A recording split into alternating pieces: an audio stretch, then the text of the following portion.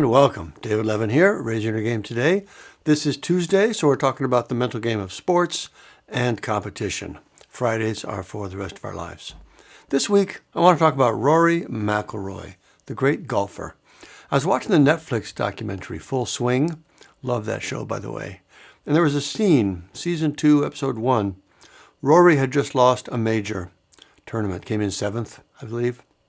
And he was really unhappy about his game, as you can imagine. Actually, I'm not sure we can imagine what that's like. The pressure at that level is unbelievable. Golf is one of the hardest mental sports, I'd say right behind tennis. It's probably impossible to actually imagine how painful that would be if you haven't been there. So it was totally understandable that he'd be upset. But here's what you see in the show. He's in the locker room talking with his team, and he is saying he thinks he needs to basically start over, break everything down, build it up again. His technique is gone. He's not feeling it. He genuinely doesn't believe he has what he needs anymore to break through and win a major again. So he's really going deep into his head about what happened and what it all means. And again, you can totally understand that. The problem is doing it is a mistake that only makes things harder. Here's the thing. After a game or a match is an emotionally vulnerable time, no matter how it goes, but especially if you lose. You're drained physically and emotionally, which means pretty much by definition, you're not thinking clearly.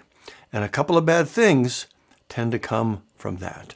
First, when we're upset and not thinking clearly, we're likely to say and do things we regret. So on top of everything else, it ends up being one more thing to feel bad about ourselves for. So we're sort of digging a deeper hole to dig out of, putting a bigger hit on our confidence and our belief in ourselves. Second, when we focus on mistakes, we don't do it just once. We go over them again and again in our mind, right? That process of looping thoughts over and over actually burns them into our brain, in a sense, and ultimately gives them exaggerated power over us. They become a bigger thing than they actually are, which again makes it harder to put them behind us and move on. So what you want to do instead is put off thinking about negative things until later, ideally until the next day. So here's what I recommend you do. And this is one thing we teach in our advanced mental game mastery training. First, right when the game is over, sit down by yourself for just a minute or two and write down everything that went bad, all your mistakes, all your concerns. And then write everything that went well, things you feel good about in your performance, even if you lost. There's always something. And then when you've done that, and this is actually the hard part, don't allow yourself to think about any of the bad things until the next morning. You can think about the good things, that's helpful, but if you notice yourself thinking about any of the bad ones, just say, nope, not going there. We're doing that tomorrow. And that's the second part of the technique. Part of your plan is to sit down the next morning and go through your list. Everything you wrote down on your bad things list. What do you want to do about it? Some of them will likely not seem important the next day, and that's great. That's part of why it's smart to wait until then to get to them. But some will seem important, and if there's a real problem with your game or anything related to it, you want to deal with that as directly and as soon as possible. So the next morning, sit down, go through your list, ask yourself what genuinely needs fixing or improving, and for each one that does, what do you want to do? What's the first step? Who should you talk to? How can you proceed? That's the technique. Capture your thoughts right after the game, and then don't think about them again until the next morning.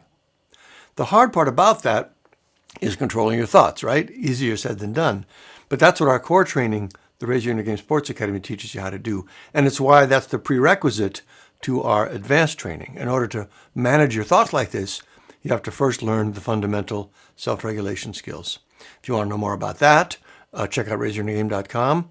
But that is the lesson from Rory McIlroy in the Full Swing documentary, at least in this episode of it. If you can learn to manage your thoughts and put off the negative ones until the next day, you can make progress more quickly and be a lot less stressed out along the way because you won't be beating yourself up for mistakes right when you're the most vulnerable. By the way, it turned out that Rory was wrong. with the things he was saying to his team in the locker room. He didn't need to break it all down and start over. He just needed a little time away and to get his focus fully back on the game. He'd been dealing with issues between the PGA and Live Golf, and it was a big distraction for him. All right, I hope that was helpful. Thank you. Let me know if you have any questions. Keep up the good work. I'll see you next time.